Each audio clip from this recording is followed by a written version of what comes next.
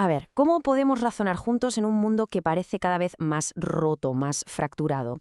Esta es la gran pregunta, la pregunta del millón, que un filósofo como Jürgen Habermas se pasó la vida intentando responder. Así que venga, vamos a meternos de lleno en su proyecto para, de alguna manera, reconstruir la razón para nuestro tiempo. Para entender bien a Habermas, primero tenemos que mirar el problema que heredó, por así decirlo, de sus maestros, la famosa Escuela de Frankfurt. Ellos se dieron cuenta de una paradoja que, la verdad, da un poco de miedo. ¿Cómo puede ser que nuestra sociedad moderna, tan organizada, tan científica y que nos prometía libertad, acabe generando nuevas formas de opresión mucho más sutiles? La idea de fondo era que la ciencia, la tecnología, la burocracia, todas esas herramientas que en teoría debían liberarnos, se habían convertido en instrumentos de control. La razón, que iba a ser la llave para nuestra emancipación, parecía que se nos había girado en contra, creando una especie de jaula de oro, una sociedad hipercontrolada. Y claro, esto nos lleva a un callejón sin salida. Porque si la propia razón está contaminada, si se ha convertido en una herramienta más de control, ¿cómo narices podemos criticar nuestra sociedad? ¿Desde qué posición lo hacemos? Es que parece que la propia crítica se queda sin suelo bajo los pies.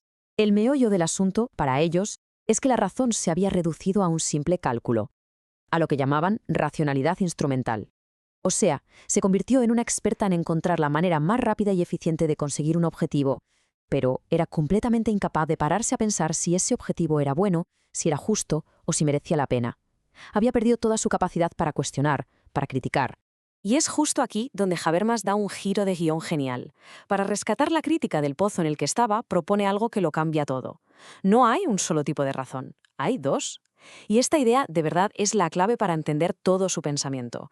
Fijaos en la distinción, que es fundamental. Por un lado, tenemos esa razón instrumental, la que solo piensa en el éxito, en la eficiencia. La pregunta que se hace es, ¿cómo consigo esto?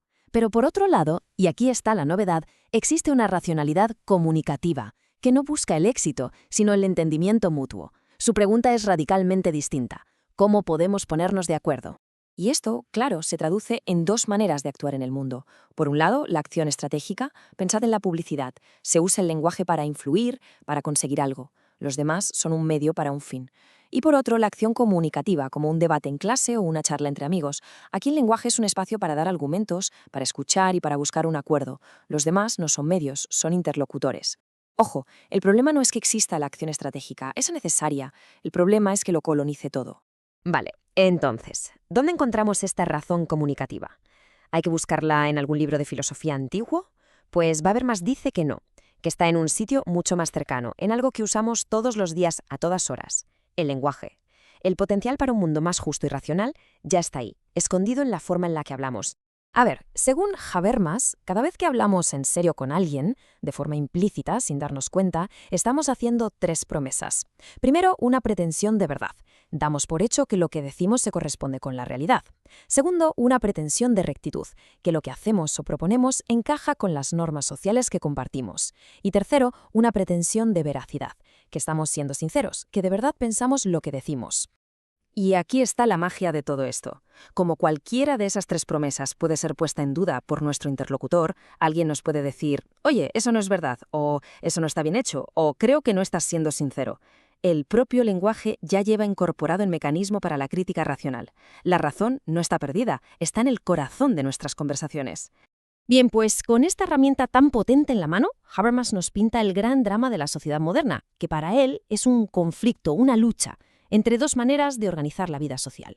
Por un lado, tenemos lo que él llama el mundo de la vida. Pensemos en ello como el tejido de nuestro día a día. La cultura, la familia, las conversaciones en un bar, el debate público.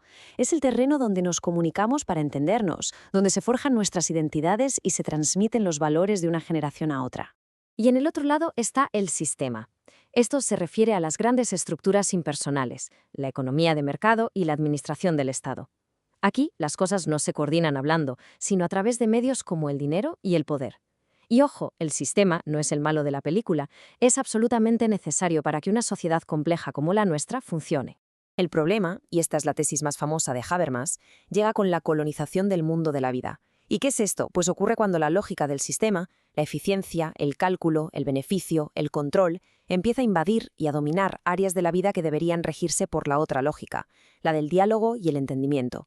Es literalmente como una invasión silenciosa.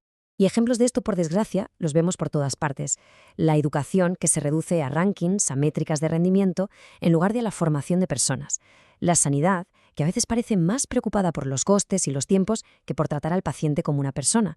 O las redes sociales, un ejemplo perfecto, donde la comunicación ya no busca el entendimiento, sino el impacto, los likes, la visibilidad, todo gobernado por algoritmos. Pero bueno, Habermas no es un pensador pesimista, no se queda solo en el diagnóstico. Él también propone una salida, una visión de cómo podemos defendernos de esta colonización y construir una sociedad mejor.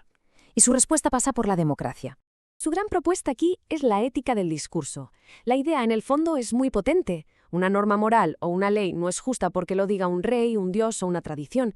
Es justa si todas las personas afectadas por ella podrían aceptarla después de haber participado en un diálogo libre, sin coacciones y donde solo cuenten las razones. La legitimidad nace del acuerdo racional. El norte que guía este proceso es lo que él llama la situación ideal de habla. A ver, esto no es algo que exista en la realidad, es un ideal. Es un escenario imaginario donde todo el mundo puede hablar, todos son iguales, nadie puede coaccionar a nadie y lo único que tiene poder es la fuerza del mejor argumento. No es real, pero nos sirve como una brújula para medir la calidad de nuestros debates de verdad. Y todo esto desemboca en su modelo de democracia deliberativa, que es muy diferente de otros que conocemos. No se trata solo de sumar votos, como si fuera un mercado de opiniones, tampoco de que simplemente compitan unas élites por el poder. No, para Habermas lo decisivo es la calidad de la conversación pública, del intercambio de razones que hay antes de votar. Al final, el punto clave es este. La legitimidad de las decisiones que se toman en los parlamentos y en los gobiernos depende de que estén bien conectadas con ese debate público que ocurre en la calle, en los medios, en las asociaciones. Las leyes son legítimas, solo si podemos entenderlas como el resultado de una buena conversación de toda la sociedad.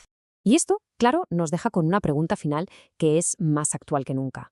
La teoría de Habermas nos da un ideal muy poderoso, pero en una era de fake news, de polarización, de burbujas informativas y de redes sociales que premian el grito sobre el argumento, ¿cómo podemos empezar a tener esas conversaciones reales, genuinas y racionales que él consideraba la base de todo? La pregunta, desde luego, queda en el aire.